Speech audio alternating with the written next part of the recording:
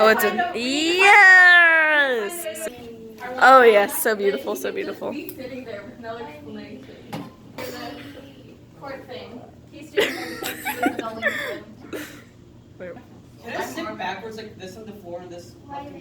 What? No. I don't want to. No. Satan, interior courtroom. There's a feeling of expectation in the air. Petrocelli, Briggs, and O'Brien are talking to the judge. Petrocelli makes a joke, and O'Brien laughs briefly. They return to their respective tables, and the judge nods to the court stenographer, who straightens up, ready to take down the day's proceedings.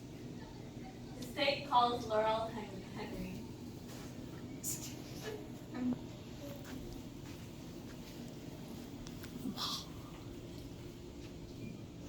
Okay. Mrs. Henry, do you remember an incident that occurred in December in Harlem? Yes, I do. Can you tell us about that incident? My granddaughter had a cold. It was just a few days before Christmas, and I didn't want it to ruin her Christmas.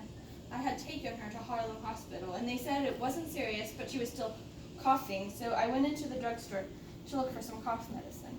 I was looking over the medicines, trying to figure out which one would be best for her, when I heard someone arguing. Do you know what the argument was about? No, I do not. See what happened? Wait. Then what happened? The store owner, Mr. Nesbitt, came over to see what the argument was about, and I heard one of the men who was involved in the argument say to him, ask him where the money was. How are you sure that this is what he said? Not that sure. It's what I think I heard. And what did you see during this time? I saw two young men engaged in an argument. Then I saw one of them grab the drugstore owner by the collar. She grabs her collar to demonstrate. And then what did you do? And then I left the store as quickly as I could. I thought there might be trouble. Mrs. Henry, do you recognize any present today in this courtroom who was also in the drugstore on the day to which you are referring? The gentleman sitting at that table was one of the men arguing.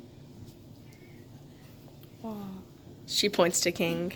Let the record show that Mrs. Henry has indicated that the defendant, James King, was one of the men she saw in the drugstore on that day. Mrs. Henry, do you remember the day you witnessed the incident at the drugstore? The 22nd of December. It was Monday. I didn't want Tracy, that's my granddaughter, missing too much school. I thought if she could get through the next day or so, she would be all right because of the Christmas break. Thank you. Nothing further. Cut to Briggs at podium. Miss Henry, did you have occasion to see photographs of Mr. King? Yes, I did. At the police station. I heard about the robbery and the death of Mr. Nesbitt, and you went to the police, is that correct? That's correct. And the police showed you a series of pictures. Would you say 1,000 pictures? 1,000? No, maybe 30 to 40. Maybe 20? I think more than 20. Would you say 27? I couldn't say for sure. So the truth is that the police showed you a few photographs and asked you to cooperate with them to find the killer, is that correct? More or less. More or less. Well, I want to get to the truth of the matter. Miss Henry, the police did show you the picture, and they were looking for the cooperation to find the killer, is that correct? Yes. Miss Henry, while you were looking over the pictures, were there moments of hesitation? Were there moments you weren't quite sure, or did you recognize Mr. King as soon as you saw the picture? I didn't recognize him at first, but then I did. The pictures look different than he does in person. So how did you recognize him if he looks different in person than he does in the photograph? I finally recognized him, and when I see him now, I recognize him. Miss Henry, were you ever given a description of Mr. King? Ever told how much he weighed or how tall he was? No, I was not. You said that someone said something about Mr. Nesbitt, showing them where the money was. Is that correct? Yes, that's correct. Do you remember who said that? Was it the man you think was Mr. King? I don't know.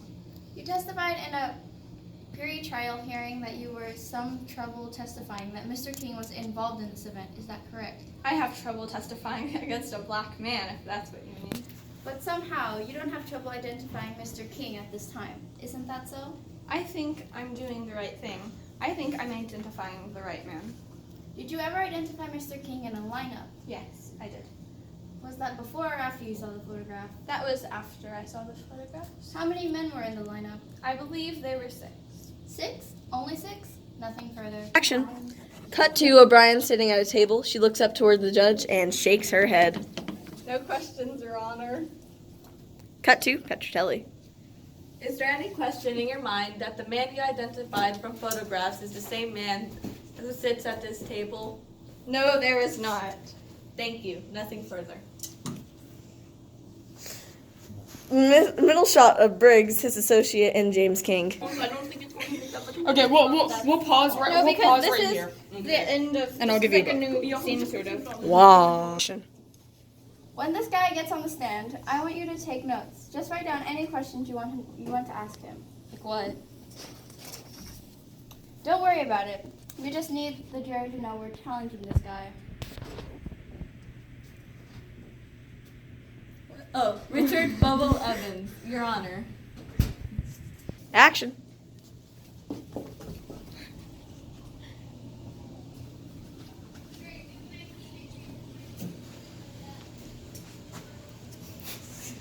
Your Honor, could we have a sidebar?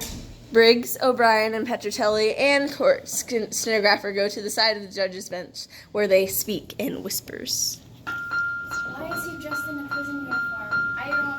The prosecution is going to try to connect him to my client with him in prison gear. That prejudices my client.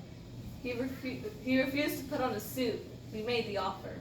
It's still prejudicial. Tell you the truth, I don't think it's gonna make that much of a difference. This guy looks like a basket case, and he's gonna act like one. I don't want to hold the case up while you convince this guy to wear a suit. Let's go on with the case. I'd like to establish the objection. Okay, and I'll overrule it. Let's get going.